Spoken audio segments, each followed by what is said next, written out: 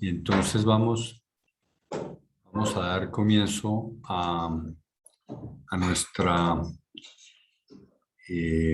presentación de hoy. Y no sin antes, pues, solicitarles a todos los que se han conectado, cuyo nombre no coincida con lo que aparece en la pantalla, que por favor cambien su nombre. Ojalá nos pongan el nombre de la empresa para que nuestros conferencistas invitados puedan ver de dónde nos acompañan. Los invito, como siempre, a seguirnos en nuestras redes sociales, en LinkedIn, en Twitter, en Instagram, como @SEAColombia, y aquellas empresas afiliadas al SEA a registrarse en nuestra página de la web, en la zona de afiliados, donde pueden encontrar todos los eventos que se han realizado y en especial los que hemos realizado esta semana en nuestro Security Week. Al final de la reunión del evento de hoy vamos a pasar, como siempre, una encuesta de una sola pregunta para calificar el evento de 1 a 5, donde 5 es excelente. Entonces, ya entrando en materia, todos saben que hemos venido celebrando esta semana el Security Week SEA 2021. Empezamos el martes con FTI, que nos trajo una conferencia sobre ransomware, The Future of Cybersecurity in Latin America. Al día siguiente, miércoles, PricewaterhouseCoopers nos trajo el tema de fake news, que se debía tener en cuenta para identificarlas y detener una cadena interminable de desinformación.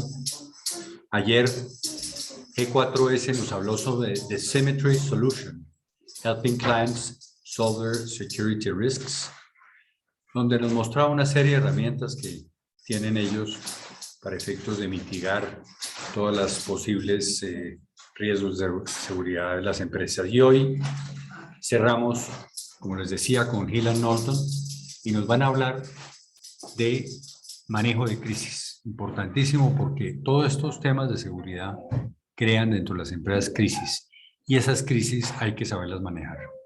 Entonces nos van a hablar de esto y nos van a presentar varios casos de estudio. Uno de ellos, uno de los casos que ha tenido la policía aquí, pero también van a traer otros casos de estudio que han tenido, que eso nos sirve como ejemplo de cómo se manejaron esas crisis y cuáles fueron los efectos de eso. Quiero agradecer muy especialmente a nuestros patrocinadores del Security Week, a BMI Seguros, BAT, Comscope, G4S, a Ford y a IRC Impermeabilizados y Revestimientos Consolidados SAS. Y nuevamente agradecerle a Hill & Knowlton por el espacio, por traernos estos temas, y les voy a presentar entonces a nuestro conferencista de hoy, que es Juan Ernesto Parra. Él es VP y CEO de la región andina de Hill & Knowlton Strategies. Acaba de asumir esa posición a principios del mes de septiembre. Es ingeniero industrial, ingeniero de sistemas y computación de la Universidad de los Andes, y experto en pensamiento crítico, organizacional y sistémico. Tiene más de 17 años de experiencia en asesoría y trabajo en relaciones públicas y estrategias de comunicación para sindicatos, asociaciones, gobierno y organizaciones multinacionales, con altas habilidades en análisis sistémico, pensamiento crítico, lateral y transformación digital para el desarrollo empresarial y económico. Durante más de 12 años ha participado como miembro en consejos nacionales, como el Consejo Superior de Desarrollo de la Micro, Pequeña y Mediana Empresa de Colombia y el Consejo Red Nacional de Emprendimiento. También ha sido miembro de la Junta Directiva de GS1, organización lógica, durante 13 años, de 2007 a 2020, y miembro de la Junta Directiva de Fundecomercio. Y como les decía, hoy funge como VP y CEO de la región andina de Hill & Knowlton Strategies, con sede aquí en Colombia. Así es de que, bienvenido, Juan Ernesto. Muchísimas gracias nuevamente por estar con nosotros, y el micrófono es tuyo. Muchísimas gracias, Ricardo. Un saludo a toda la audiencia, en especial a todos estos miembros del CEA, los Emerald y demás que hacen de su labor y este trabajo una gran tarea para hacer estos cambios que requiere el país y el ecosistema.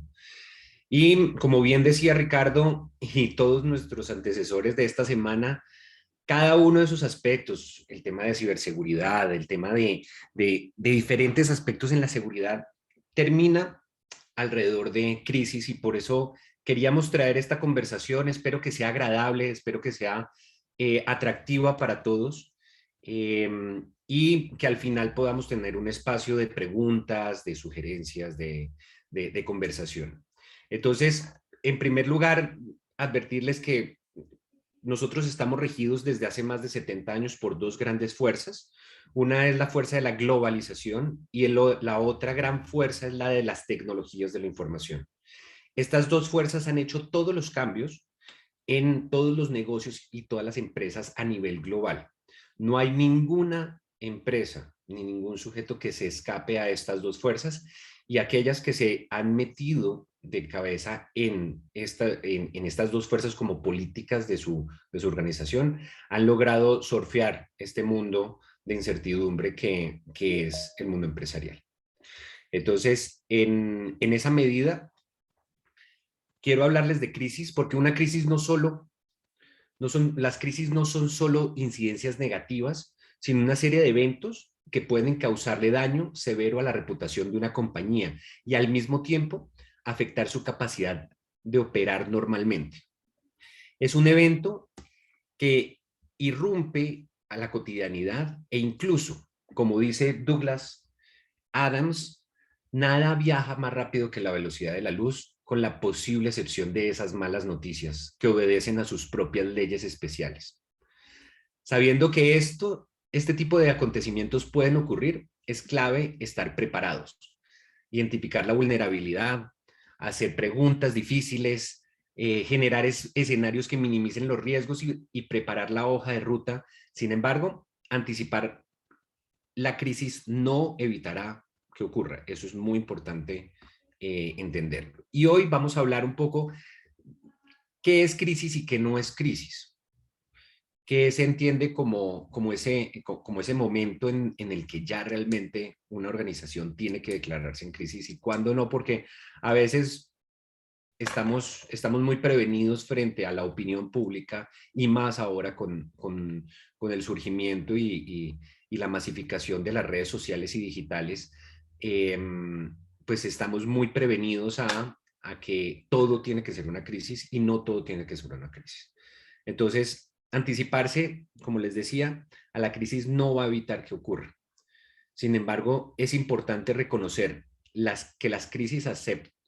Es muy importante reconocer esas crisis, aceptar que pueden existir, asumir los miedos eh, y a que los medios de comunicación se enteren y adicionalmente que estos medios se enteren y puedan difundir la noticia.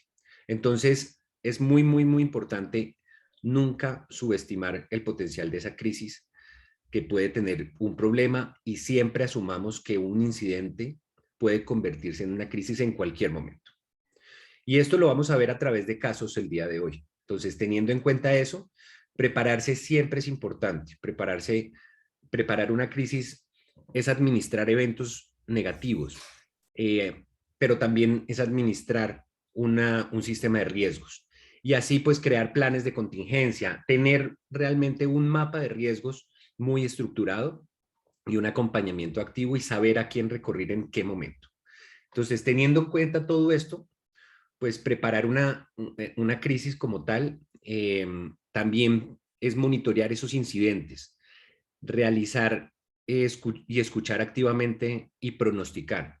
Y sobre todo tener insights en tiempo real de bases de datos y veamos eso como unos casos. Entonces, veamos un caso inicial para empezar a calentar motores, que es el caso del Pentágono y especialmente del Departamento de Defensa de los Estados Unidos, que desde hace un buen tiempo ha aplicado una metodología para acercarse a las problemáticas y poder mitigar y reducir las crisis, y en especial reducir las crisis en los conflictos del Medio Oriente y México para tener un control y reducir la violencia. Entonces el Departamento de Defensa aplica de forma sistemática estos conceptos y en estos casos busca influenciar los cambios en el comportamiento por medio de un plan de acción. Primero, para evitar o conocer cuál es la intervención militar o policial que se requiere, negociar con las diferentes partes, diseñar políticas sociales, económicas, crear una comunicación estratégica de persuasión y cambio de visión, teniendo en cuenta los actores sociales relacionados con este conflicto. Y teniendo eso en cuenta, se requiere una toma de decisiones que contemple las dinámicas de los sistemas sociales, entendiendo la complejidad de los sistemas humanos, la interrelación, la confrontación y sobre todo la subjetividad que como humanos nosotros ponemos en todo este análisis sistémico. Entonces, si incluimos ese foco social en esas estrategias de mitigar violencia, de mitigar ese conflicto en diferentes zonas, lo que se hace es una recolección sistemática de datos. Y este ejemplo del caso es un ejemplo verídico que está ocurriendo desde el año 2010, en donde a través de diferentes herramientas el Departamento de Estado está recogiendo información para poder entender cuáles son las dinámicas en cada uno de los países. Entonces es fundamental conocer esos valores y los valores de la población local, poder consolidar una gran base de información que permita ser capaz de tomar nuevas decisiones y tener un plan de acción que reduzca los efectos de la crisis. Realmente, ¿cómo se puede gestionar este volumen de variables e información? Pues, en el caso del Medio Oriente, ellos recogían información a través de más de 10.000 entrevistas al año, hacen cientos de preguntas, tienen información sacada de 5 países, inclusive en diferentes bandos o grupos se tienen reportes de información y obviamente esto tiene unos costos muy elevados porque pues digamos, la crisis del Medio Oriente y de México lo amerita y el Departamento de Defensa invierte un muy buen presupuesto en esta gestión. Pero sobre todo les da una administración y una observancia eficiente por medio de una metodología de árboles de decisión, donde en una estructura jerárquica es fundamental manejarla y en este caso la crisis y digamos el manejo de crisis que tiene en el departamento lo hace a través de esta pirámide de decisión donde podemos observar esa jerarquía de los objetivos del Pentágono que van siendo alimentados con data recolectada de estas diferentes fuentes y esos datos deben ser estructurados para identificar indicadores, es decir, creamos de esos objetivos unos indicadores por cada una de las cosas y ahora más adelante pondré un caso mucho más cercano a nosotros para estructurar la información y poder empezar a observar según las diferentes audiencias y tipificando las diferentes audiencias, cuál es el comportamiento frente a cada variable y empezar a actuar con planes específicos para cada una de las audiencias. Entonces ahí empieza un tema de gestión de crisis y es lograr identificar cuáles son los indicadores para cada una de las poblaciones que son relevantes y empezar a trabajar en planes de acción específicos en cada uno de ellos. Entonces, por ejemplo, en esta gráfica que la traigo a colación, podemos ver la percepción de la población que tiene frente a un sinnúmero de variables que ustedes ven en la barra de abajo, que no se ve de pronto muy claramente, pero tiene una batería bastante amplia de indicadores.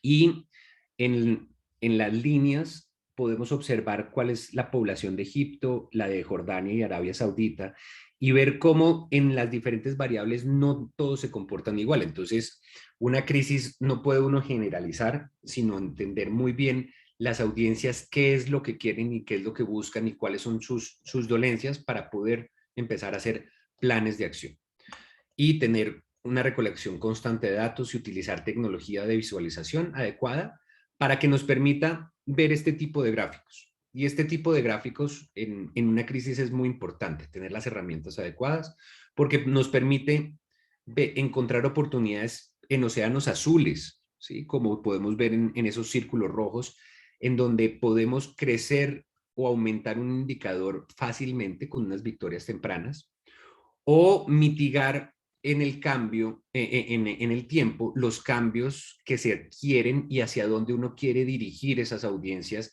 y dirigir el control, digamos, de la situación para poder actuar. Pero sin esta data, uno estaría navegando sin brújula o ya sin sistemas de información como radares en donde nos permiten navegar sin visibilidad. Y estos sistemas de información parten de la buena recolección de los datos. Entonces, una muy buena recomendación en toda crisis y en temas que se trataron esta semana como ciberseguridad es tener un monitoreo constante de cuáles son los comportamientos, cómo son los ataques, estar trabajando conjuntamente para poder encontrar y conocer los nuevos casos y las nuevas formas de filtraciones y así poder encontrar estos océanos azules o estos comportamientos e ir creando esas baterías de indicadores para mitigar siempre los riesgos de nuevos ataques en temas de ciberseguridad y en temas de mitigación de la violencia también. Entonces, con esta misma metodología, hace unos años se hizo el trabajo de crear la batería de indicadores para el caso de Medellín. Y les voy a traer en el tema de seguridad ciudadana, que viene al caso de esta semana. En Medellín se medían hace aproximadamente unos 10 años todas las incidencias de seguridad ciudadana a través del número de homicidios. El reporte de homicidios oficial nos daba un indicador que decía si esta ciudad tenía un nivel de violencia alto, medio o bajo. Sin embargo, adentrándonos en la batería de indicadores, encontramos más de 15 variables que afectaban ese índice. Y en ese sentido, si un territorio estaba controlado por un líder o por un grupo, no tenía esa violencia de homicidios. Y es claro que cuando se descabeza, cuando pierden el control, comienzan a aumentar los homicidios, pero la violencia era latente, la violencia estaba establecida con control territorial y con un montón de variables. Y en esa medida, gracias a este análisis sistémico y organizado a través de estas jerarquías de objetivos y indicadores, logramos identificar que existía una latencia importante en temas de crisis de seguridad dentro de la ciudad. Y en esa medida no solamente vinculamos y permitimos ese análisis frente a las variables de seguridad, sino también hacia las variables de indicadores sociales que afectan, ayudan o coadyuvan a que esas dinámicas se produzcan y que los índices de violencia, antes medidos solamente en homicidios, sean medidos con otros indicadores, tales como, les puedo nombrar algunos, el nivel de ingresos, el nivel de indigencia, la calidad de vida en los territorios, la exclusión social, la exclusión de mercados laborales de ciertas poblaciones, hacen que se cree un caldo de cultivo para alimentar las otras variables. Entonces, con toda esta información y viendo los grupos poblacionales cómo se comportan con estos indicadores, se hicieron planes de mitigación, es decir, un manual de manejo de crisis en donde se tenían tareas para ONGs, instituciones de gobierno, comunidad, para recuperar, controlar y mitigar la crisis de seguridad con una visión más ampliada. En este caso, evidenciamos los 3 conceptos fundamentales de un buen manejo de crisis, y es recolectar información con una investigación apropiada y estructurada, definir los mensajes y soluciones a poner en práctica, y construir un manual de crisis para una interacción más eficaz dirigida a las audiencias relevantes y a cada uno de ellos con mensajes específicos, para así producir cambios hacia la dirección deseada. Todo esto es para prepararnos a identificar incidencias que pueden convertirse en una crisis. Pero como podemos ver, identificar en estas gráficas, tenemos que saber también, conocer cuál es el momento en el cual pasamos de un grupo de incidencias en una crisis conversacional y mediática a una verdadera fase de difusión de la crisis en donde toca tomar diferentes acciones. Entonces, cuando uno tiene esa situación, tanto en Medellín como en el Medio Oriente, debe también poner un proceso de fases y podemos ver en la primera gráfica cómo a través de la información podemos ver, analizar que a través del tiempo el nivel de incidencias, miren que no hablamos de crisis todavía, el nivel de incidencias sube y baja y es errante, pero se mantiene en una conversación y en ese momento se puede controlar, es una fase de contención, pueden haber cosas negativas, pero se pueden corregir rápidamente. Ya cuando empieza uno a ver que las incidencias aumentan, el número de incidencias aumenta en el tiempo de forma lineal, es pues un momento en el que hay que poner atención. Pero ya cuando uno sí decide tener un equipo más profesional, más dedicado, casi una mesa de guerra, es cuando vemos una tendencia exponencial en el crecimiento de las incidencias y que se vuelve ahora la palabra viral, pero en boca de muchas personas y muchas audiencias la problemática. Entonces hay un aumento exponencial en ese número de incidencias a largo plazo y en ese momento entramos a esa gran fase de crisis. Entonces, en primer lugar, en la fase de contención, pues tenemos que encontramos una situación que puede ser fácilmente controlada porque nadie o muy pocas personas saben lo que ocurre. Por lo que es importante hacer uso estratégico de los canales de comunicación, no salir a aumentar la problemática, sino ser muy proactivos e intentar que las crisis se mantengan en esa fase de contención. Pero ya en la fase de divulgación, cuando todo es una tormenta, cuando ya desborda inclusive las capacidades de las organizaciones para poder reaccionar, vemos situaciones que pueden tener un cubrimiento relevante y constante y por lo general están en la agenda mediática por un largo periodo de tiempo y suelen tener afectaciones para comunidades o para el medio ambiente o para todo tipo de stakeholders de las organizaciones. Entonces, entramos después de una fase de divulgación. Uno cree que la crisis pasa cuando ya los medios dejaron de hablar y la gente dejó de hablar, pero tenemos que empezar, se empieza siempre una fase de recuperación.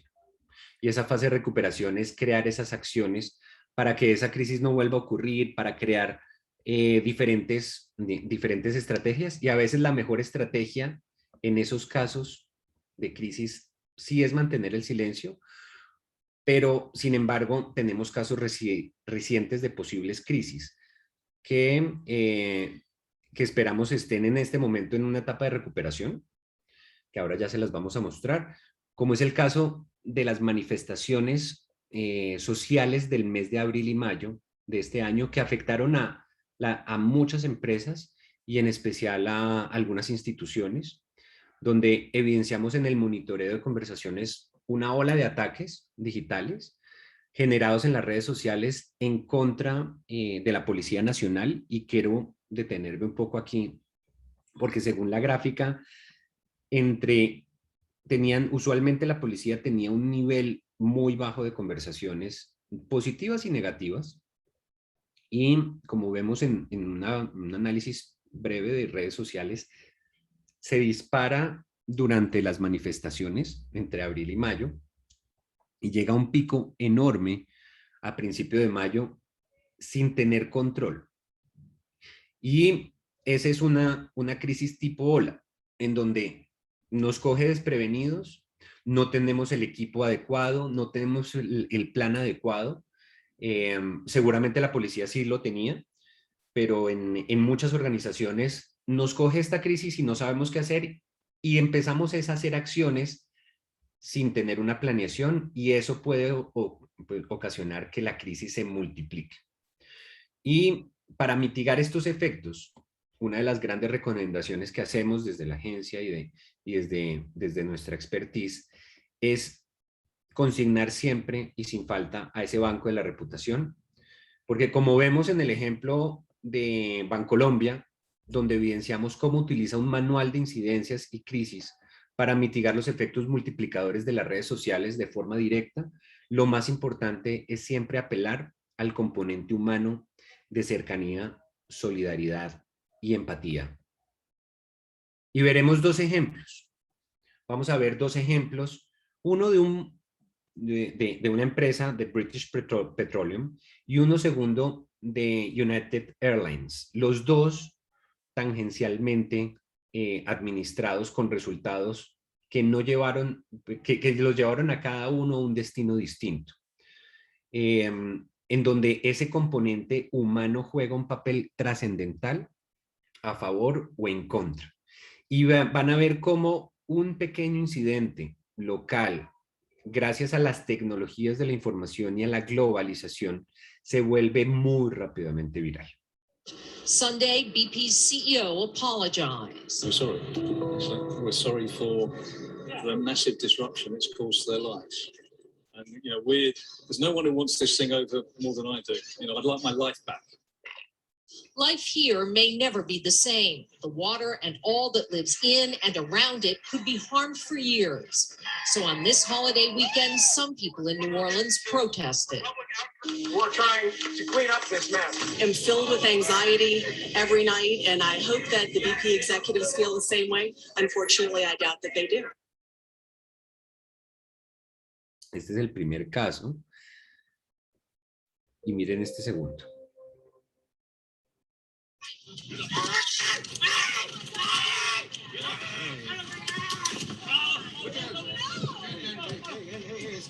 Come on. Come on.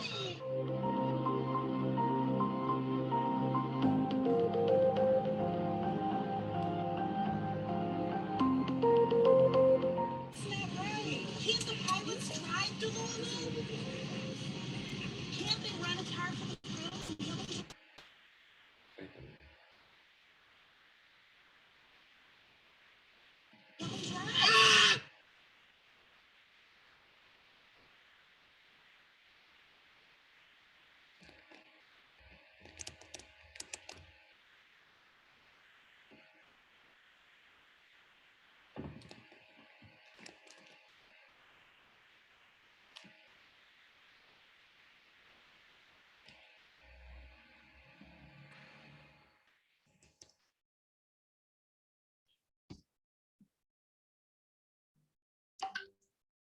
¿Me están escuchando?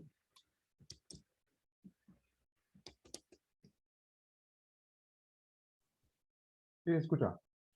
Ah, perdónenme. En un momento los perdí. Entonces, donde tuvimos, en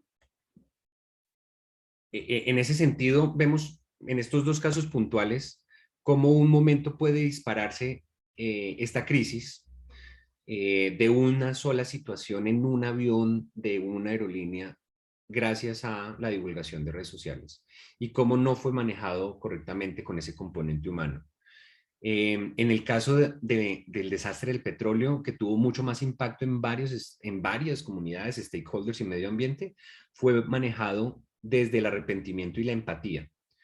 Entonces, siendo estos dos ejemplos, pues recordemos que el decir no también puede ser importante. Cuando uno se enfrenta a una crisis, decir no también debe ser contundente cuando los hechos no son ciertos, como es el caso de Sean Spicer, el secretario de prensa de la Casa Blanca durante la administración de Trump, que tuvo que enfrentar una situación como vocero muy dura, y le tocó también trabajar muy fuerte con su discurso para negar acusaciones y responder a las acusaciones con un no enfático, y creo que ese caso es bastante reciente y bien ilustrado. Vemos también en ocasiones que si caemos en una crisis como el villano, nos tenemos que recurrir o no, o el paso siguiente es un paso inevitable que hay que hacer. Tenemos que hacer una fase de recuperación en donde tenemos que pasar por unas etapas que nosotros las denominamos el villano, víctima y héroe, en donde si uno es un villano tiene que pasar a la etapa de víctima antes de ser héroe. No hay una forma o una fórmula específica para de pasar de villano o malo en una crisis a ser héroe automáticamente. Se tienen que tener esos pasos para lograr ese objetivo. Y otras formas es practicar el jiu-jitsu, que es aprovechar ese movimiento en contra para crear una fuerza a favor y devolver esa energía para crear oportunidades, para comunicar imagen positiva y otros mensajes. Y eso es lo que ocurrió, por ejemplo, hace unos años con el caso de la fusión entre Telmex y Claro, entre Telmex y Comcel para la creación de Claro, en donde existían muchas dudas, inquietudes, no sé si ustedes se acuerdan, pero espero que sí, con respecto a esta fusión y que íbamos a perder una empresa colombiana, que la iban a adoptar capitales extranjeros, que eso nos pasa mucho dentro de este círculo. Y cómo eso lo aprovecharon en un momento coyuntural donde había una licitación del gobierno para la subasta de las 4Gs y tuvieron un sinnúmero de batallas legales que tenían que enfrentar. Y eso es una crisis. Eso es una crisis donde los medios están hablando, donde hay incertidumbre y a través de un análisis de mapas de conversaciones, realmente lo que encontramos es que la gran mayoría o sus stakeholders principales no le paraban mucha atención a lo que aparecía como esas disputas legales, sino había un inconformismo en la señal y el servicio.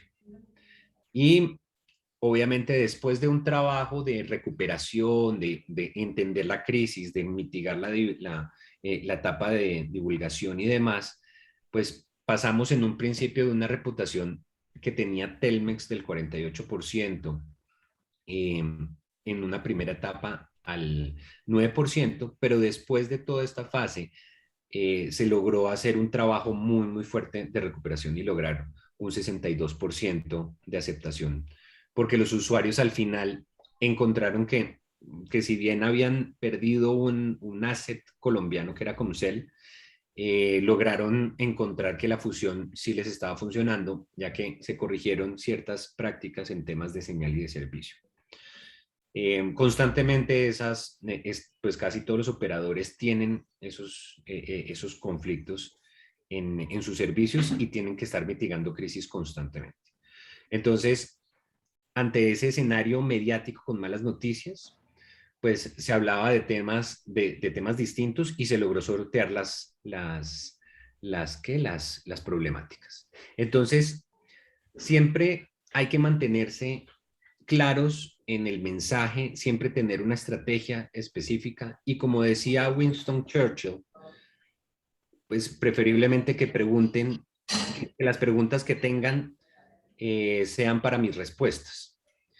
Y el manejo de medios es muy diferente a lo que usualmente tenemos tenemos formado desde nuestro sistema educativo, donde nos enseñan a contestar lo que nos preguntan.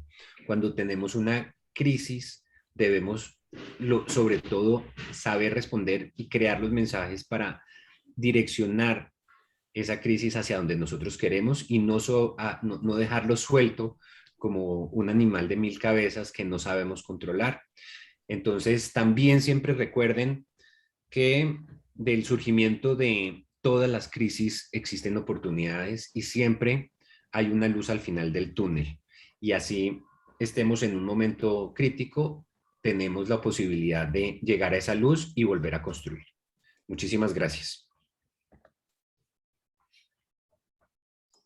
Pues Juan Ernesto, muchas gracias a ti más bien por traernos este tema que, como bien lo dices, las crisis a veces se crean por situaciones que ni siquiera la organización las controla. El caso de United Airlines Es un caso seguramente de toma de decisión de alguna persona del personal de tierra de United. No tuvo que ver nadie en ventas ni el presidente, etcétera. Y mira en la situación que se formó. Y lo que tú dices, lo que decían que más rápido que la velocidad de la luz, que es lo más rápido que conocemos, se camina. Las redes sociales se han vuelto algo muy parecido y eso es lo que hemos venido esta semana viendo. Ya lo vimos con lo que nos hablaba Pricewaterhouse de las fake news, cómo puede ser una herramienta fatal para las compañías. Así es de que muchísimas gracias por traer este tema y sobre todo entender que las crisis se manejan hoy en día también con tecnología, con metodología, que hay que saber a quién acudir, en qué momento. Y lo que tú bien dices, eso de Winston Churchill, me encanta esa frase que dice qué preguntas tienen para las respuestas que yo tengo que dar. Eso es lo que ustedes nos enseñan siempre cuando vamos a los medios, y es que nosotros tener respuestas ya predefinidas y a cada pregunta respondemos la misma cosa o lo que queremos nosotros responder sin necesidad de responder lo que nos preguntan. Claro, obviamente sin dejar de lado pues, el interés de la pregunta, pero lograr sortear y volver a encaminar las cosas, y creo que aquí en Colombia tenemos buenos expositores de eso. Sí. Perfecto. Pues si te parece, abrimos al público los micrófonos para que nos hagan preguntas. También las pueden hacer por el chat si quieren, pero me parece que como cierre a nuestra semana de seguridad, muy interesante tener este tema del manejo de crisis, porque todo esto se genera. Veía yo el caso de Medellín sobre el tema de seguridad. ¿Eso es un caso reciente o es así? Eso empezó, Ricardo, empezó en el 2014 y continúa realmente toda la división que se hizo con comunidades. En cada una de las comunas se dividió como distritos y dentro de las comunas hay definidos grupos poblacionales. Entonces los jóvenes entre los 14 y los 21 años, las mujeres, y con cada uno de estos actores se permiten que las ONGs, que las organizaciones comunitarias tengan un plan de acción, pero todo completamente coordinado. Y un caso que no traje a colación también es el de la policía de Los Ángeles, que utiliza esta misma metodología para mitigar los grados de violencia. Son problemáticas de macrociudades que a través de esa colecta de información y esa gestión logran pues, coordinar acciones tanto en medios de comunicación, en gobierno y en todos los stakeholders que hacen parte de la comunidad. Sí, interesante que eso hiciéramos hoy en día, por lo menos en el caso de Bogotá, donde los fake news son la percepción de las personas. Sí, hay casos, se ha aumentado el petty crime, los hurtos, los asaltos en las calles, sobre todo la metodología y la violencia se ha aumentado, a pesar de que mira uno las cifras que da la policía y vienen bajando los robos y los homicidios, pero la percepción son, diría yo, los fake news, y eso crea una crisis de seguridad dentro de la ciudadanía que hay que mitigarla de alguna manera.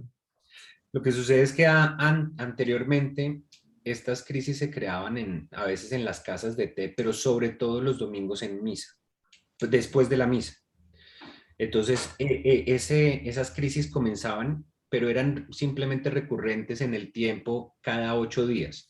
Hoy en día son en milisegundos gracias a la intercomunicación que tenemos por las dos variables que influencian todo, que es esa globalización y las tecnologías de la información.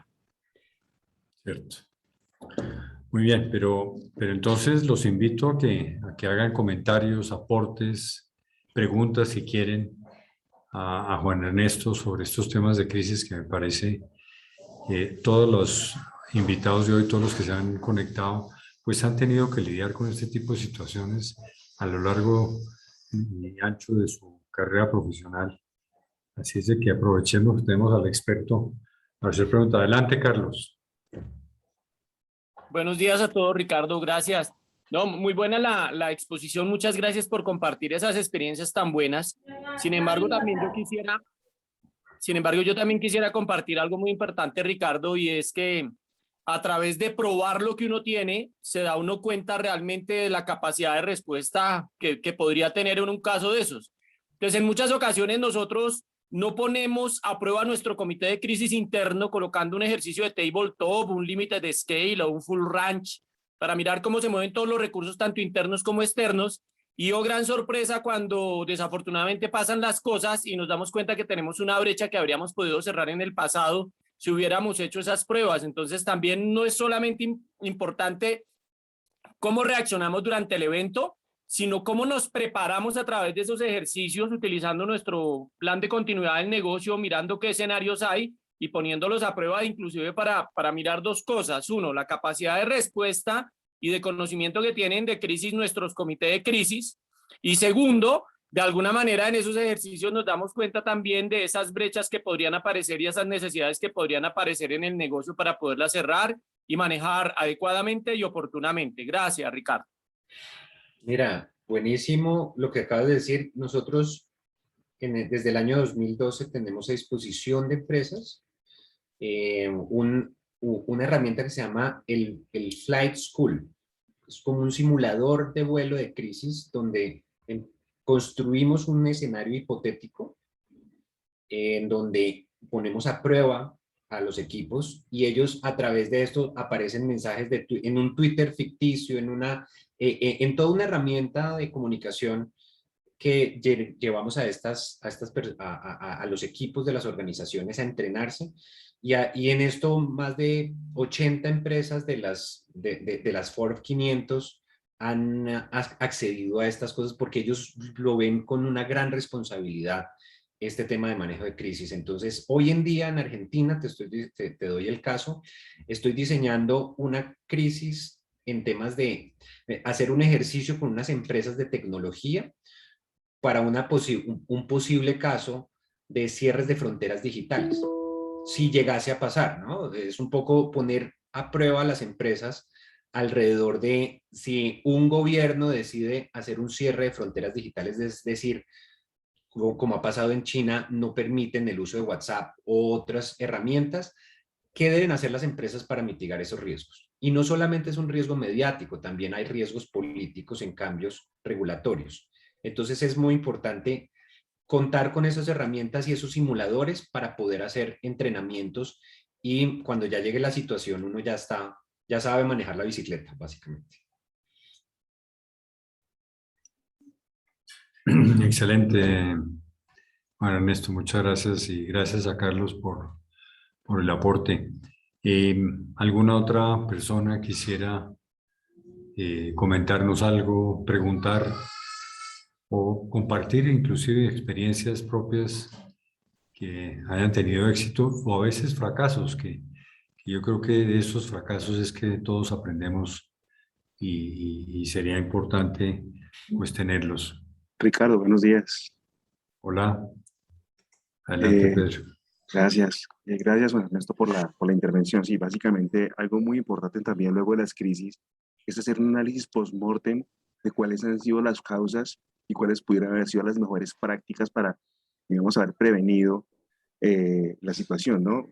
Claro, básicamente aquí estamos trabajando en una idea reactiva, pero básicamente lo ideal sería trabajar en una herramienta proactiva que permita visualizar parte de los escenarios, cómo podemos reducir, obviamente, la probabilidad, las consecuencias y, en efecto, también el impacto reputacional que pueda tener la compañía. Gracias. Ese era como el comentario. Muchas gracias, Pedro. Manuel Buitrago, bienvenido y adelante con tu aporte. Ricardo, muchas gracias y a Juan, muchas gracias por la presentación muy oportuna. Yo quería preguntarte, Juan, desde tu visión experta, mirando el tema post-crisis, lo que acaba de sufrir Colombia con todos los paros nacionales, bloqueos y demás. ¿Cómo estás tú mirando este análisis post-crisis y sobre todo la posibilidad de reincidencia, de que vuelva a ocurrir, que es lo más clave para siempre estar preparados? No sé si puedas compartir un poquito. Excelente pregunta. A ver, esto hace parte de un plan que no empezó este año, empezó desde hace un buen tiempo y es un plan de desestabilización de Latinoamérica y obviamente también hay planes para otras latitudes. Está financiado para poder generar espacios en unas cosas que se llaman los emprendimientos de crisis. ¿Sí? Hay, digamos, organizaciones que subsisten y les gusta, o les gusta, no, tienen sus intereses económicos en economías en crisis. Y obviamente, digamos, esta situación, de nuevo, como pasa en Medellín o como les estaba exponiendo en Medellín, hay un control de territorios, hay un momento en el cual pareciera que estuviéramos en una normalización, pero realmente estamos alistando un nuevo golpe o una nueva asonada. Esto no son hechos puntuales, es una estrategia clara, y tenemos que tener muy afilados los lápices para tomar apuntes de cómo se comporta, en qué momento se comportan y por qué, para mitigar los riesgos que tengamos de las empresas y sobre todo prepararnos. Y prepararnos para un año que viene, que va a ser un año complejo, que va a ser un año de elecciones, que va a ser un año en el cual se van a definir muchas de las rutas de este país, así como las rutas en Brasil y las rutas en Argentina. Hay elecciones en este trimestre del año. En Brasil van a ser elecciones el próximo año.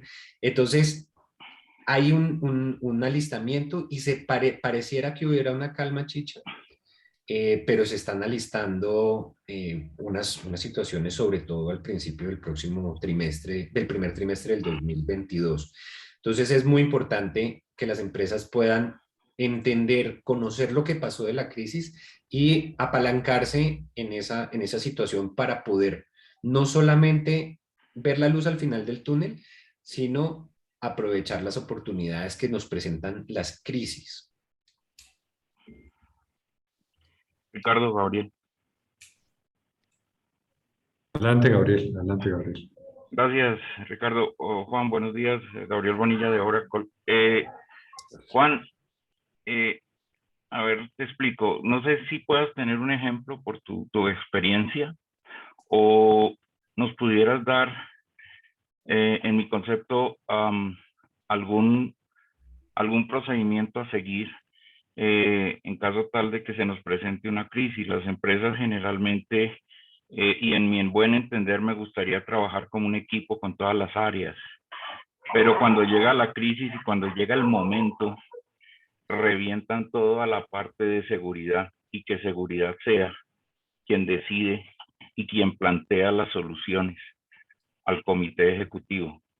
Y hay veces el comité ejecutivo durante un buen tiempo a uno no lo tienen en cuenta, solamente en estos procesos. ¿De pronto tienes algún procedimiento a seguir desde la parte de seguridad para poder orientar a la compañía?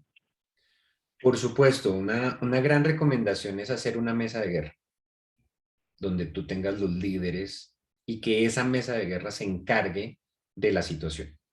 Porque tampoco puedes, o sea, uno cuando se enfrenta a una crisis, entonces los que usualmente están enfrente de la operación tienen que dejar de lado la operación, y eso a veces es más grave. Y lo que tienes que identificar dentro de la organización y asignar y entrenar y que conozcan y practiquen ese manual de crisis y que hagan el mapa de riesgos es un comité de crisis. Un comité de crisis conformado por diferentes actores y que tenga una política clara para toma de decisiones en el momento de crisis. Es decir, casi toma la batuta o el mando durante ese proceso. Eso es como en el cerebro. En el cerebro usualmente el lóbulo frontal es el que toma las decisiones, pero cuando tú estás en un momento de crisis, es el cerebro reptil, la base del hipotálamo, el que toma las decisiones. ¿Sí? Entonces, usualmente funciona igual. Tenemos una gerencia, que es el lóbulo frontal, que toma las decisiones en la operación normal, pero cuando estamos en crisis, aprendamos de la evolución, hay un cerebro especializado para tomar esas crisis. Ok, entendido, gracias. Adelante, Henry Corrales. Bueno, buenos días para todos. Así como lo dice Juan Ernesto, pues yo me conecté un poco tarde porque tenía problemas con internet, pero yo trabajo para Ingridium Colombia, la planta nuestra está aquí en Cali, y para colaborarle a la persona que hizo la pregunta y complementar lo que hizo Juan Ernesto, la idea es eso, es tener, como así tienen un plan de emergencias, tener un plan de crisis, ese plan de crisis establecer los responsables, lo que se hace y prepararlo, porque en el momento de la crisis, como lo decía Juan Ernesto, el tema es el cerebro reptil y todo el mundo quiere trabajar, todo el mundo quiere decir y quiere mandar. Recordar que en ese momento hay que definir muy bien quién es el coordinador de ese evento que está ocurriendo y quién es el que va a manejar la batuta, como decimos nosotros acá, para poder facilitar el evento, porque no es fácil, y menos hoy en día con todo lo de las redes sociales y toda la cosa, administrar y manejar una situación de estas. Entonces es importante establecer, practicar, o sea, hacer todo el esquema, fundamental, entrenar y también hacer algunos simulacros, el simulacro de mesa que hemos realizado nosotros acá para poder tener la claridad de, bueno, si nos simulamos situaciones y empezamos a contabilizar tiempos y responsabilidades, quién se encarga de qué, cómo manejaríamos la situación. En alguna oportunidad lo hicimos, eso fue muy arriesgado, es que nos dieron el simulacro y empezamos a hacerlo como si realmente estuviera ocurriendo, pero sonando la sirena, haciendo todo el protocolo y el procedimiento, pero es de la única manera en que uno aprende, y obviamente cada vez salen más oportunidades y más cosas para uno mejorando, pero sería como el aporte para la persona que hizo la pregunta. Muchas gracias. Henry, yo te sumo ahí que dentro de ese comité tiene que haber personas externas y pues parte del ejercicio de esta organización es acompañar a, a estas empresas y no porque quiera trabajar, porque me encantaría trabajar con ustedes en todo este manejo de crisis o de planeación y mitigación de crisis con todos ustedes, sino que realmente una visión externa nos permite ver esos huecos, esos océanos rojos, esos océanos azules y las oportunidades que tienen. Y en eso les recomiendo también hacer ejercicios internos de una metodología que se llama las ventanas de Johari, donde aprendemos a conocer muy bien cómo nos ven desde afuera, cómo nos vemos nosotros y encontrar esas áreas ciegas que tenemos como organización. Súper. Así que el primer cliente ahí va. Excelente, Henry. Muchas gracias por el aporte, porque Ingridium vivió unas épocas muy complicadas con los cierres, especialmente de bloqueos en Cali. Así que muchísimas gracias por el aporte, Henry. Adelante, Pablo Enciso. Un comentario de carácter general es: las crisis tienen un ciclo de vida. Tienen un antes, un durante y un después. Con referencia a la pregunta de Gabriel, yo creo que hay mucho que seguridad corporativa puede hacer desde el antes en las crisis. Y les voy a relatar una breve experiencia del paro del 2016 del anterior gobierno. Ustedes se acuerdan aquella famosa frase del mandatario de la época: ¿de cuál paro? ¿Ese paro existe? ¿Se acuerdan aquella famosa frase? Sí. Que pasó a ser parte de la anécdota. Bueno, ese paro que no existía duró 45 días y tuvo bloqueadas alrededor de 7 departamentos. Y tuvimos, además de los actores que tenemos hoy, a las dignidades agropecuarias, a los camioneros, pero los camioneros, cuando los camioneros eran la ACC, la ATC, bueno, los pesos pesados de los stakeholders de la cadena logística estaban en ese paro. Algo que pasó un mes antes de ese paro es, ojo con esto, y nosotros, en ese caso, el rol mío era como asesor externo de una multinacional. Un mes antes del paro hicimos un documento de proyección y lo mandamos a varios directores de asuntos corporativos, donde estábamos diciendo que estábamos viendo que la tormenta perfecta se estaba como organizando. Así, a grosso modo. E invitábamos a los diferentes vicepresidentes y directores de logística a ir como mirando el asunto y a empezar a monitorearlo un mes antes. Al segundo día de haber mandado ese mail con esa, llamémosla, early warning, esa alerta temprana, como ustedes quieran denominarla, recibimos algunos mensajes de: oiga, ustedes están generando pánico, pilas, ¿cómo así? ¿Qué es eso? ¿Qué es lo que están viendo ustedes? Que no estamos viendo el resto. Seguridad corporativa hoy, realmente, si no quiere limitarse a jugar el papel de un bombero que anda todos los días apagando incendios, tiene que desarrollar la capacidad prospectiva y analítica para poder alertar al negocio sobre lo que viene. Y eso implica desarrollar herramientas y capacidad analítica suficiente para ser prospectiva en el negocio. ¿Cuáles son las cosas que estamos viendo allá adelante? Políticas, sociales, económicas, el Cascading Risk de la Universidad de Cambridge. ¿Cómo todo eso se está armando para que tengamos una crisis? Porque la crisis tiene que ver con toda esa estrecha correlación de factores. Pues hombre, al mes, cuando estalla el paro, ¿cierto? Cuando estalla el paro, ¿cuál es el resultado un poco del ejercicio? La enorme credibilidad que ganamos nosotros al haber alertado a la organización. Después de ese paro, cada vez que nosotros mandamos un correo, la gente lo lee y dice, uy, pilas, porque estos señores algo saben que nosotros no sabemos y nos están diciendo que, ojo, que hay ahí una situación que de pronto puede complicarse. En el caso del paro del 28 de abril, la historia fue diferente. Resulta que decidimos mandar un correo, una apreciación en la cual iba una foto de dos actores políticos sosteniendo una pancarta en el Congreso. Esa pancarta decía, salió como 5 o 6 días antes del 28 de abril y decía, el paro debe continuar y ser prolongado. Sí. Entonces optamos por lo subliminal y volvieron a llamar los actores de la cadena, todos los vicepresidentes. Oiga, ¿cómo así? Ese paro se puede alargar, ese chico ¿hasta cuántos días va? ¿Eso cómo puede ser? Entonces, la respuesta en ese caso fue menos asertiva quizás, y dijimos, oiga, existe la posibilidad que ese escenario se alargue, pero pensamos que no hay gasolina para que sea muy largo. Ahí nos equivocamos. Pero de todas maneras, seguridad hoy juega un rol muy importante en el antes de la crisis. Y seguridad tiene mucho que hacer para ganar un espacio de confianza para que le paren bolas, porque si no, no le van a parar bolas, ni siquiera lo van a oír, no lo van a oír.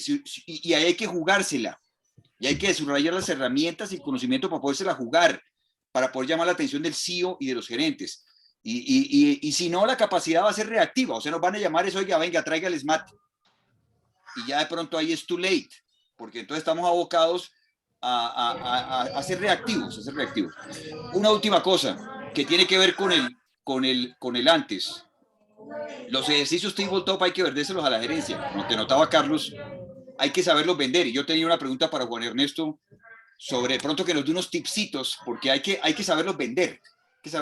Hay que hacer el marketing de esto porque eso quita tiempo. Entonces el CEO de la compañía va a decir, ¿cuánto? 2 horas, tabletop, ¿y eso cómo se come? ¿Y eso para qué es?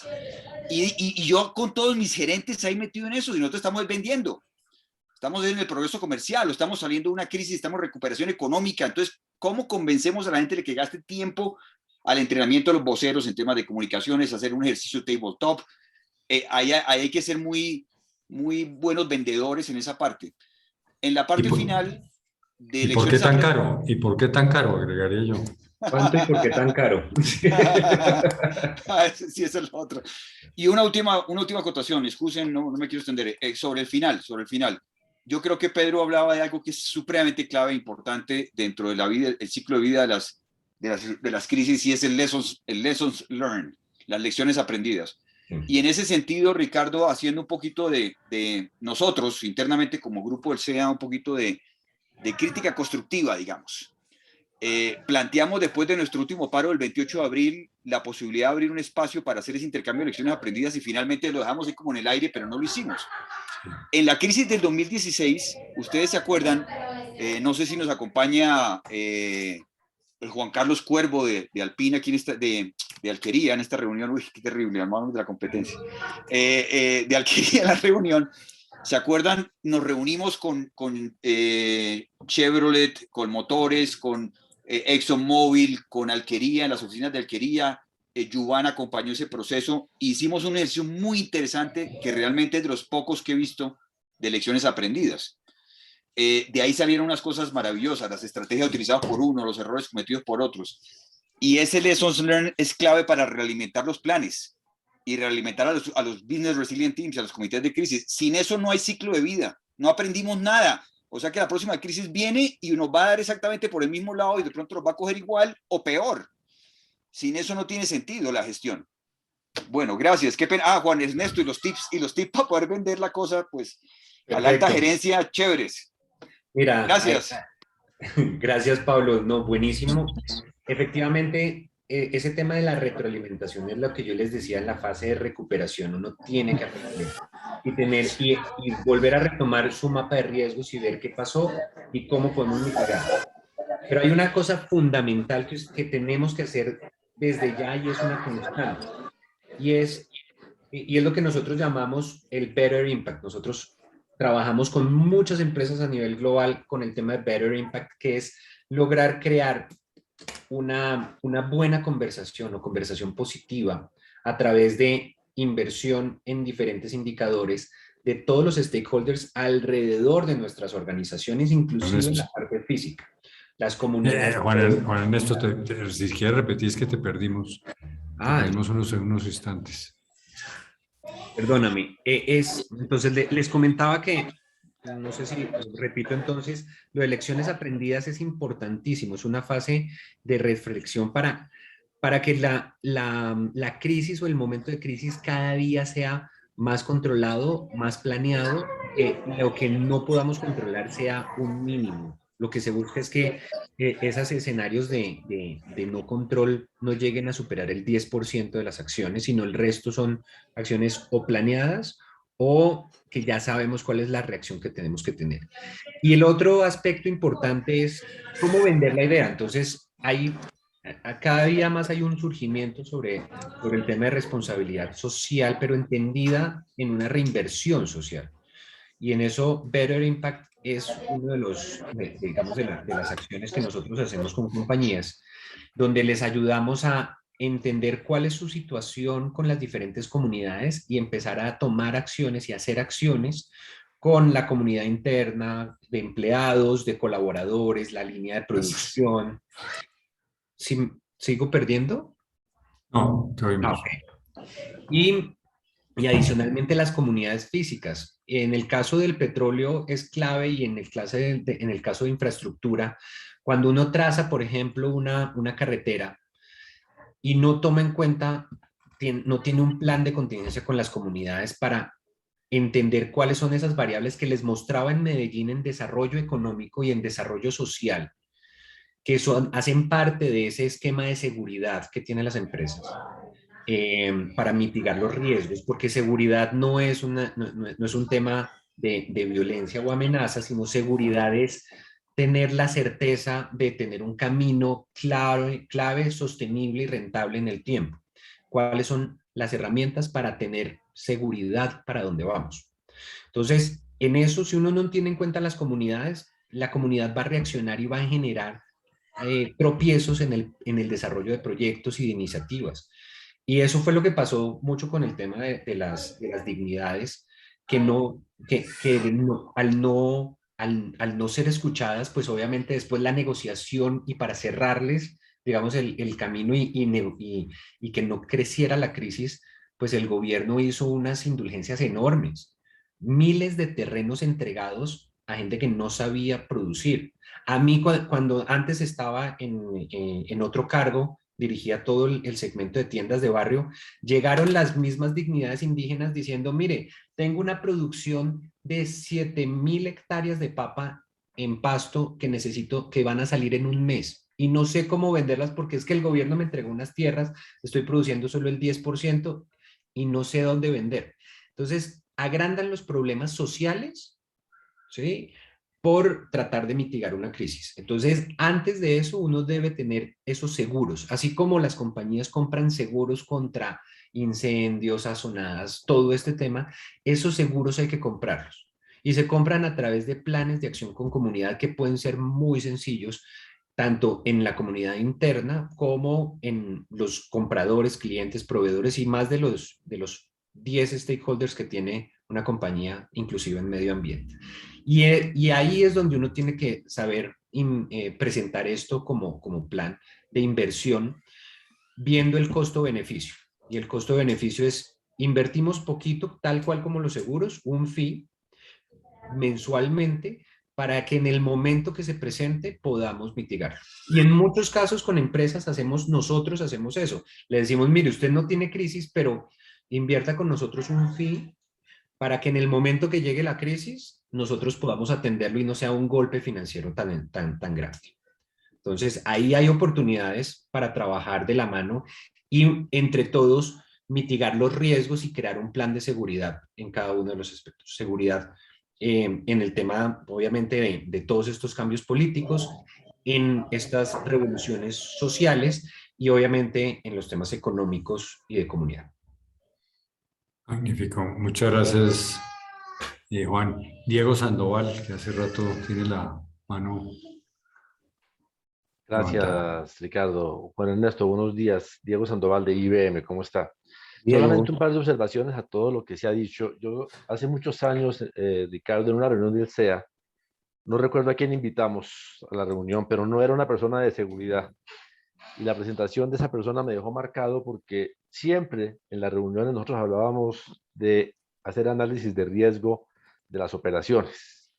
Y este personaje habló fue de un análisis de impacto. Entonces, para ponerlo más o menos en los términos que lo ponía Juan Ernesto, el análisis de riesgo de una zona que tenía algún problema con la comunidad, a lo mejor nos iba a dar como resultado hacer un convenio con las Fuerzas Armadas, llevar seguridad privada, mover a los ejecutivos en helicóptero, en carros blindados, pero el análisis de impacto nos mostraba otra cosa, que si yo llegaba con todo aquello a esa comunidad, la comunidad iba a ser mi enemigo. Claro. Entonces, ese análisis, yo quedé, Juan Ernesto, esto fue hace muchos años, y como le digo, la persona que hizo esa afirmación era de una petrolera, pero no era de seguridad, creo que era abogado, inclusive era del área legal. Yo también soy abogado, pero bueno, él sí trabajaba en el área legal. El hecho es que ese comentario de esta persona viene muy de la mano con todo lo que nosotros estamos hablando. Y eso me trae a una apreciación que hacía Pablo hace un momentito. Seguridad se ha vuelto muy importante en los manejos de crisis. Nosotros, los departamentos de seguridad de las empresas, hemos demostrado tener capacidad de análisis, tener contactos, tener acceso a información, entre otras a través del CEA. La cantidad de información que se recibe privilegiada con fuentes verificadas es impresionante. Pero no todas las crisis nos pueden llegar por el lado de temas de seguridad. Nosotros ahora con el tema de la pandemia, el comité de crisis de la empresa, cada país tiene su comité, obviamente. Hemos llegado con casos, por ejemplo, que invitan al gerente general a una reunión de algo, comercial, educativa, lo que sea, donde las personas van a estar de pronto sin cumplir protocolos de bioseguridad. Entonces, el comité dice, no, el gerente no puede ir, porque si esto sube a las redes sociales y sale el gerente general sin tapabocas, abrazándose con los otros expositores, etcétera, etcétera, eso se nos podría convertir en una crisis. Y no tiene nada que ver con seguridad. Es un tema de reputación, tal vez. Es un tema de imagen y como decía usted, en las redes sociales las noticias volarían. Es más, llegarían hasta casa matriz misma nuestra en cuestión de segundos y tendríamos un tema de reputación a nivel nacional y un tema de reputación a nivel global que sería demasiado impactante. Entonces, ¿a dónde me lleva esto? A que sí, yo reconozco, seguridad ha sido absolutamente importante en muchos temas, no solamente de seguridad, pero que tenemos nosotros que enseñarle a los ejecutivos nuestros a respetar los roles que tienen en el manejo de crisis. Es muy fácil, yo lo he visto por experiencia, que la persona de comunicaciones opine de temas legales, que la persona legal opine de temas de comunicaciones, que el de seguridad, como en el caso mío que soy abogado, me meta donde no me están llamando, que el de salud ocupacional o contacto con las autoridades opine, o sea, entonces los ejercicios en la mesa, que a veces pueden no ser tan reales, sí nos pueden enseñar a respetar los roles de cada uno. Yo siempre que hago estas reuniones de tabletop, le hago el comentario, el manual de seguridad de IBM dice todas las funciones que tienen los miembros del CMT. El que menos responsabilidades tiene, entre comillas, es el gerente general, el presidente. Solo tiene una, y es tomar la decisión. Y es horrible. Es la más complicada de todas. Los demás tenemos 10 funciones cada uno. Contactar, llamar, verificar, validar. Él solo tiene una, que es tomar la decisión final. Y esa es inmensa. Entonces, tener mucho cuidado con esos temas. Y lo otro que yo quería mencionar acá, Ricardo, ya para terminar, cuando en las marchas, ahora, y el tema con la primera línea, hubo un caso que vimos en la ciudad de Cali puntualmente, con Almacenes Éxito. Yo voy a insistir en traer a esos tipos a una reunión de estas, porque no sé si Juan Ernesto supo lo que pasó con Almacenes Éxito, que dijeron que estaban guardando los cadáveres En los neveros. No, lo alrededores de la- conozco Sí. a profundidad. Y entonces por las redes sociales empezaron a invitar a la gente a asaltar los almacenes, y la verdad yo no sé cómo hizo, son unos magos los del almacén de éxito, me les quito el sombrero, no sé qué hicieron, pero me parece que esa clase de éxitos, porque además yo no sé si ellos esperaban esa crisis por ese lado. Uno esperaba el bloqueo de carreteras, los puertos, la pinchada de vehículos, lo que le pasó ahí en las motos con los carros allá en Cali, pero que salieran con este cuento de que los cadáveres estaban congelados, yo no sé si lo vieron venir. Y Pero por eso eso era yo voy a- el florero de Llorente, esa era la estrategia del florero de Llorente, porque lo que querían era atacar la institucionalidad, digamos, de los grandes capitales. ¿Sí? Correcto. No era más, sino la excusa sí era, podían sacar cualquier excusa. Lo mismo pasó con la quema de los archivos del CTI de la Fiscalía en dos de las poblaciones en donde hay más procesos en contra digamos, de toda esta cadena de distribución hacia Estados Unidos de droga. ¿Sí? Entonces, hay estrategias que son eso, excusas perfectas para que la población reaccione rápidamente. Y en eso uno, como en el caso de United, uno no sabe en dónde va a salir la crisis. ¿Sí? Uno tiene que tener mapeado que en cualquier momento, inclusive el portero de una organización puede generar una crisis tremenda si no está bien, si no está bien adiestrado en la comunicación. Porque en la puerta él abre la puerta y dice, no, aquí, mejor dicho, no me molesta, no, aquí el presidente no está porque está más enredado que el diablo, y los periodistas enfrente, y él da la noticia. ¿Sí? Ahí hay que tener mucho, mucho cuidado en todos esos puntos de contacto que tenemos. Sí, yo quería agregar para terminar, Juan Ernesto, por ejemplo, el tema de pandemia. Si un empleado de una empresa fallece por un tema de pandemia y la familia en redes sociales comienza a hacer ruido, ¿por qué la empresa no hizo? ¿O por qué la empresa sí hizo? ¿O por qué el hospital hizo y por qué no hizo? En fin, la crisis está ahí, está muy superficial, cualquier paso que usted dé, si no lo da con cuidado, puede incurrir en una crisis muy complicada de manejar que no se veía venir. Muchas gracias, Juan Ernesto. No, a ti, Diego, y volverles a recordar que hay que consignar todos los días sin falta al Banco de la Reputación. Y reputación no solamente es en medios, sino con sus empleados, con todos. O sea, es el mejor plan para mitigar una crisis es mantener una reputación con todos los stakeholders claros. Ricardo, y si me permiten, y Juan, un par de Claro. acotaciones sobre Diego para dos cosas que comentó Diego que son súper importantes, me parece a mí. Yo creo que el caso que hace mención Diego es un caso de estudio importantísimo para cualquier organización. Y creo que debíamos sacarle tiempo con invitados o sin invitados. En particular, tengo unas personas de esas organizaciones que conozco, pero no sé qué tanto estén dispuestas a compartir esa experiencia porque son temas muy internos, complejos. Pero sí llama la atención sobre algo y es el tipo de estrategia de comunicación.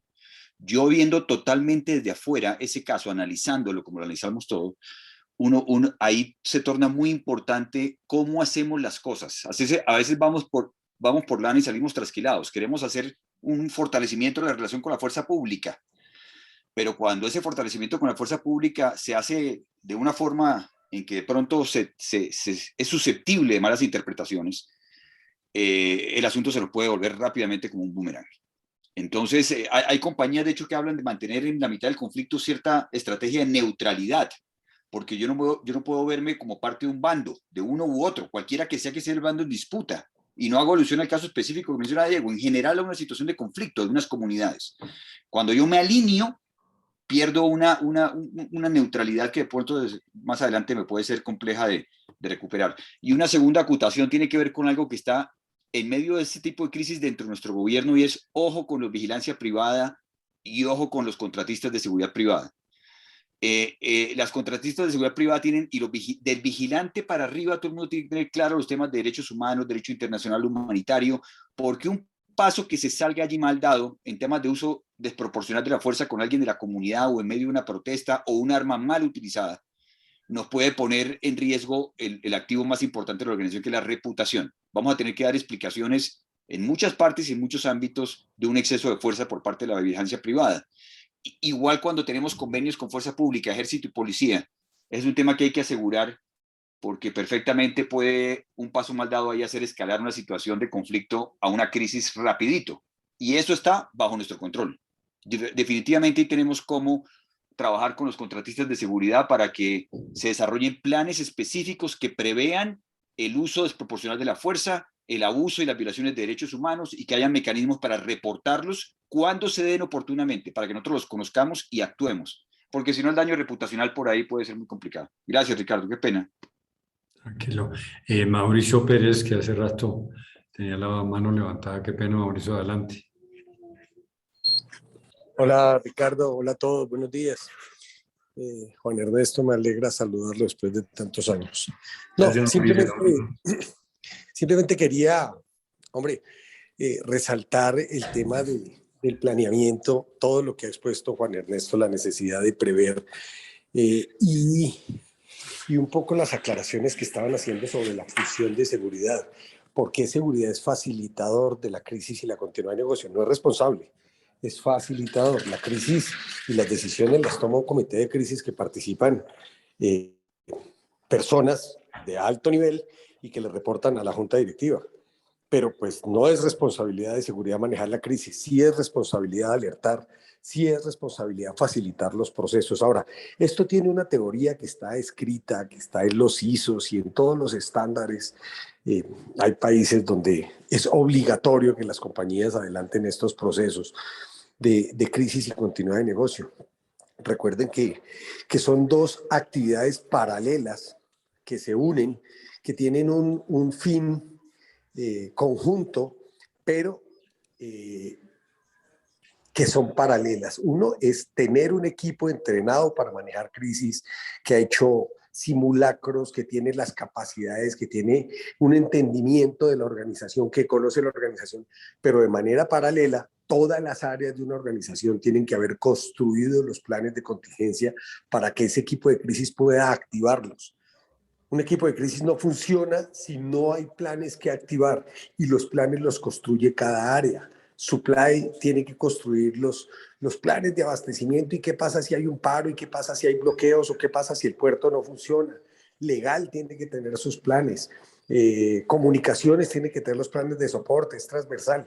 Pero todos estos planes se construyen, y ojo con lo que decía Diego, diferente a seguridad, nosotros hacemos análisis de riesgos, y resulta que para construir planes de contingencia se hacen los BIAs, Business Impact Analysis, análisis de impactos al negocio por proceso. O sea, cada área, desde finanzas, tesorería, contabilidad, tiene que analizar el proceso y mirar cuál es el impacto si su proceso no funciona por cualquier motivo. Y con base en ese análisis de proceso, establezco cuáles son los procesos que requieren un plan de contingencia. De esta manera, cuando se reúne el equipo de crisis, pues tiene unos planes lógicos para actuar. Esta es la esencia, simplemente para unir todo lo que se ha dicho, esta es la esencia que está escrita y que está redactada y que se puede encontrar en los ISOs y en cualquier parte, que hay mucha doctrina, pero que al final es como debe funcionar. Hay un facilitador, normalmente seguridad, porque seguridad tiene la información, tiene la capacidad, tiene el entrenamiento para manejar crisis y puede alertar. Pero la responsabilidad está en la junta directiva, no es responsabilidad de seguridad. Si eso no se entiende, posiblemente hay una compañía que va a ir a la quiebra si eso no se maneja oportunamente. Quería simplemente decir eso, Ricardo. Gracias. Muchísimas gracias, Mauricio. Todos estos aportes me parece que son valiosísimos. Yo creo que hemos tenido hoy un diálogo y un intercambio de información valiosísimo de cosas de la cotidianidad de todas nuestras empresas americanas y de todas las empresas en general. Las crisis, lo que está diciendo Juan Ernesto es que las crisis están ahí a la puerta, a la vuelta de la esquina.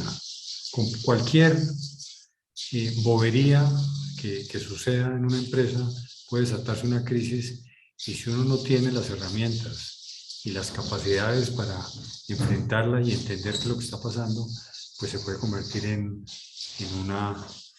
en una cosa supremamente complicada como vimos le pasó a United Airlines en un tema, pues que aquí pasa demasiado, lo que pasa es que uno no lo abordan, pero es que uno ya entre un avión y que lo bajen a las patadas, eso sí ya pues se sale de todo contexto.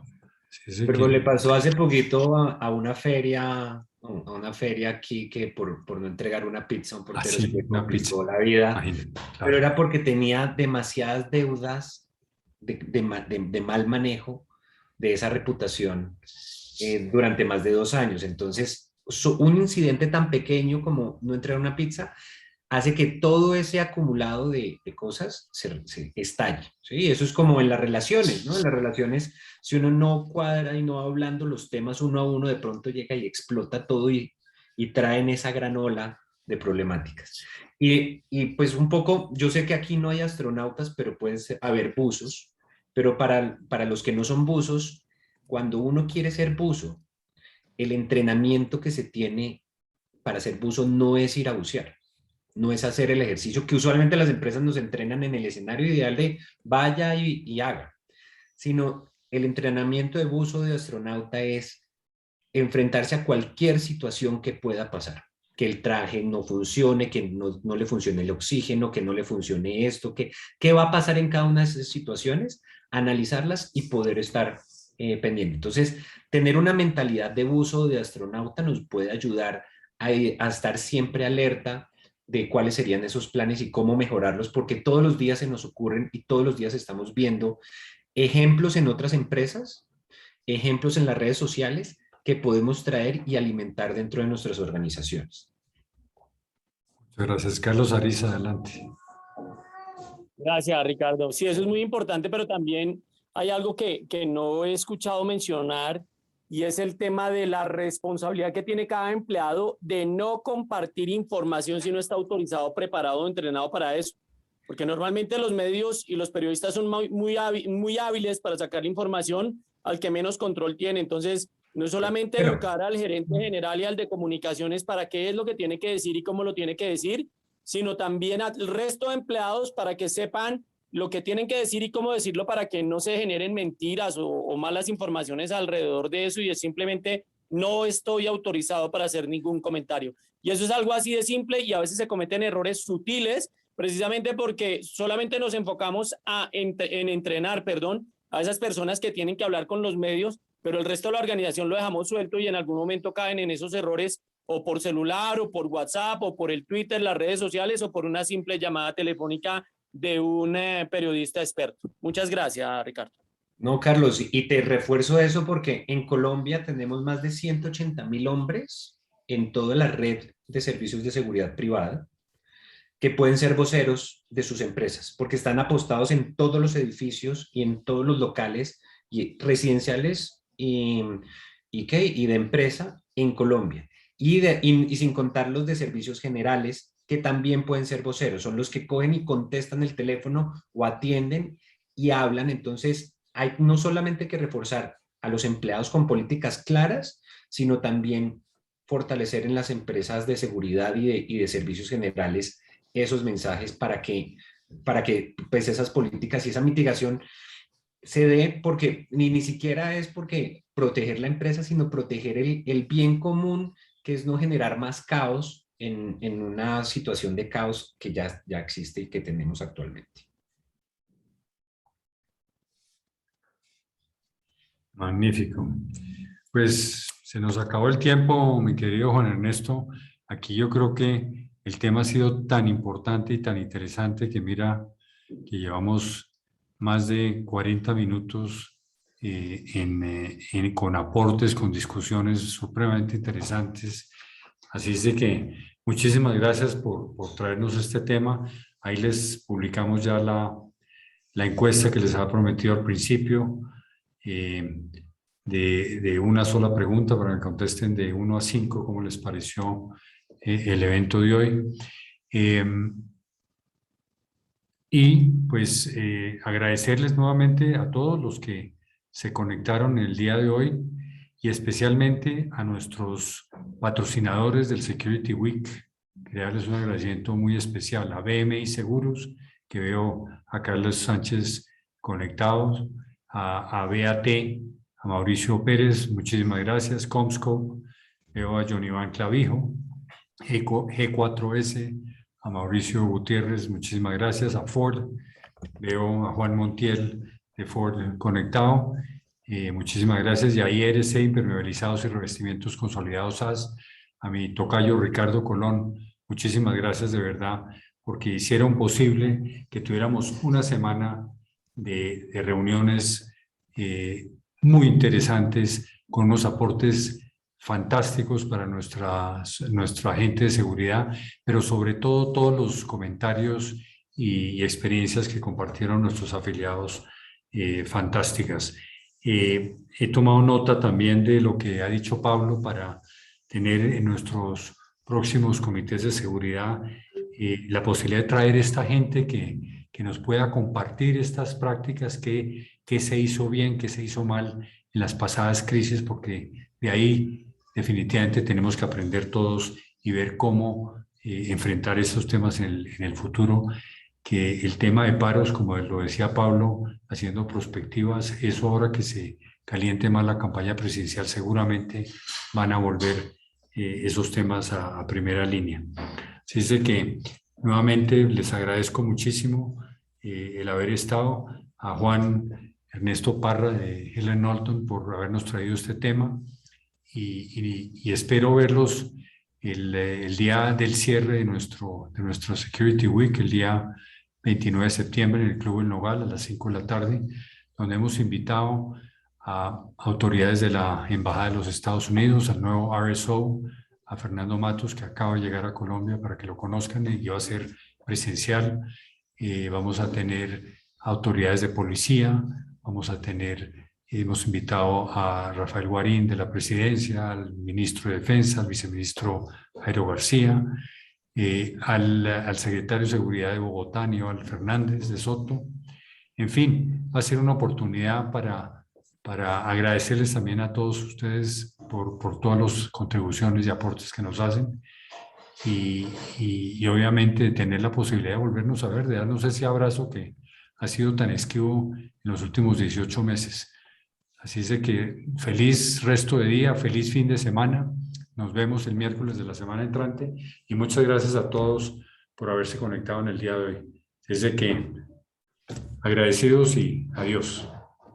Gracias. Gracias, muy amable. Hasta luego. Gracias a todos. Hasta luego, feliz fin de semana. Gracias, Ricardo, todo muy bueno. Gracias, Ricardo. A ustedes.